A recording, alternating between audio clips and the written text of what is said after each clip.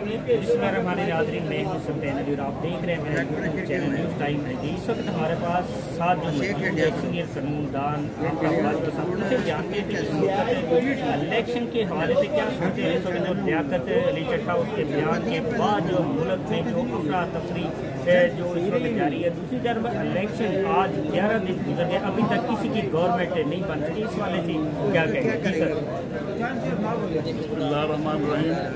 सबसे पहले तो आपको बताता चलूँ कि यहाँ गवर्नमेंट नहीं बन रही, अगर बनी भी तो वो बहुत चंद माह की होगी, क्योंकि मरियम और नवाज शरीफ ने जो काम दिखाया है हमें अपने भाई नवाज शरीफ को फर्क करते हैं।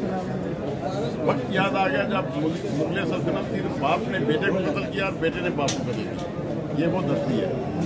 इसीलिए यहाँ मरियम और शहबाज शरीफ ने जो काम दिखाया है भाई को फर्क करके वो याद दिला लिहाजा मैं नहीं समझता कि ये हुकूमत बन पाएगी, अगर बनी भी तो ज़्यादा देर चलेगी। तो अच्छा, दूसरा बाजवा साहब ये बताएं कि ये जो लियाकत चट्टा जो कमीशन है उसका एक बहुत बड़ा जो बयान है, इस वाले से आप क्या कहेंगे? उस वाले के बाद तो इस वक्त जो अफरा तफरी इस वक्त जो उसने सब पूरे सिस्टम को नंगा कर दिया, इस वाले से आप क्या कहेंगे? सर आप लियाकत चट्टा की बात करते हैं, मैं परवेज इलाही का वकील।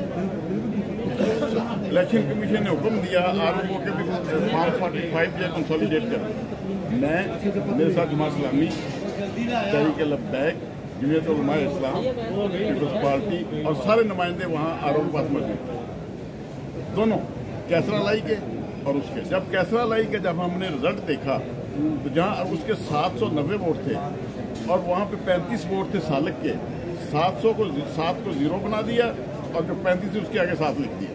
इस तरह ये रिजल्ट तैयार हुए और इसी तरह कैसरा लाई का, अप्रेज लाई का भी इसी तरह का रिजल्ट। फिर वहाँ डीपीओ आता है, जब हम 50 के करीब देखते हैं फॉर्म तो फौरन उसको उठा के ले जाता है और हम जाते हैं प्रेज लाई की, जब वहाँ पे तो वहाँ पे सुबह से लेकर शाम तक बैठे रहे, उसने फॉर्म 45 हमें दिखाया ही नहीं। आपके प्रोग्राम में बताता चलूं इन्हीं दिनों में जहां एक चट्टा कमिश्नर ने इस्तीफा दिया है, इलेक्शन कमीशन का मेंबर भी एक इस्तीफा देने जा रहा है। अच्छा, दूसरा ये बताएं कि उससे जो अपना क्या नाम कमिश्नर जो है उसने पाकिस्तान के ऊपर भी इल्ज़ाम लगाया है, उसने चीफ इलेक्शन कमीशन के ऊपर भी इल्ज़ाम लगाया है। इस वाले से आप क्या सदाकत क्या देखते हैं कि इसमें सदाकत क्या है? इसमें बहुत बड़ी सदाकत है। देखिए हम मुसलमान होने के नाते हमारा अकीदा है ईसा अलैहिस्सलाम ने आना है। कब आना है? दज्जाल ने आना। दज्जाल की सूरत में अगर कोई ईसा का रूप धार ले तो उसका भी इंजाम वही होगा जो दज्जाल का होगा। हम समझते थे शायद अल्लाह ताला ने हज़रत ईसा अलैहिस्सलाम को भेजा, लेकिन इस काजी ईसा के जो काम हैं उनको देखने के बाद ये जो आरओ का सिस्टम उसने तब्दील किया, पूरी कौम को इम्तिहान में डाला। भाई आप मैंडेट तो नहीं चोरी कर सकते, सबसे बड़ा डाकू तो आप हो। आपने जो फैसला दिया कि जजेस नहीं बनेंगे आरओ, हम बनाएंगे अपने बंदे, ये डाका डालने वालों में शामिल है। कमिश्नर ने जो बात कही है बिल्कुल सही कही है। अब काजी फैज़ ईसा का इंशाल्लाह हम वकील हिसाब लेंगे और उसका हिसाब देना होगा और मुझसे मैं गुजारिश करूँगा काजी फैज़ ईसा खामोशी से इस्तीफा दो और घर चले जाओ। तुमने क्यों नहीं नोटिस लिया अभी तक? शरेआम अभी तक प्रिंट हो रहे हैं बैलेट पेपर्स, प्राइवेट प्रिंटर्स के ऊपर। मैं कल रात भी अपनी सोशल मीडिया पर देख रहा था। खुदा के लिए काजी फैज़ ईसा जान छोड़ दो, हमारी इस मुल्क की जान छोड़ दो, मैं शहीदों की औलाद हूँ।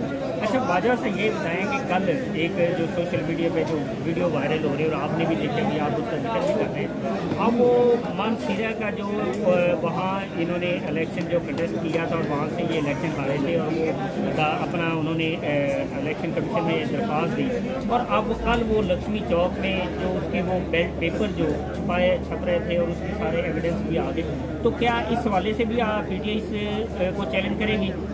सर चैलेंज करने का फायदा तो वहाँ होता है जहाँ पे इंसाफ मिलने की तो जब आपका काजी फैज़ ईसा के सामने सब कुछ हो रहा है और वो नोटिस नहीं ले रहा, आप इंसाफ की तो किससे करोगे?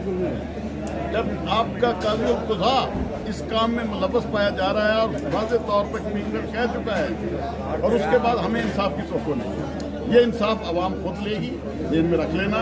1970-71 की बात हुई तो बांग्लादेश बना। अच्छा बाजवा साहब ये बताएं कि केपीके में जिस तरह क्लीन स्वीप हुआ है, अगर नून लीग का कारकुन कोई उठ के ये बात करता है, ये दावा करता है कि यहाँ पे भी धांधली हुई है या यहाँ पे भी वोट चेंज किए गए हैं, तो क्या ये बात वैल्यूएबल है उनके लिए?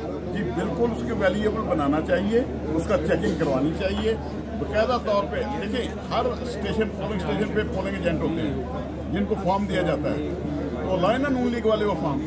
देखो मैं कैसरा लाई और पिरला के फॉर्म मैं देता हूँ आपको 45 फॉर्म जो है जो हमें इशू किए गए हैं।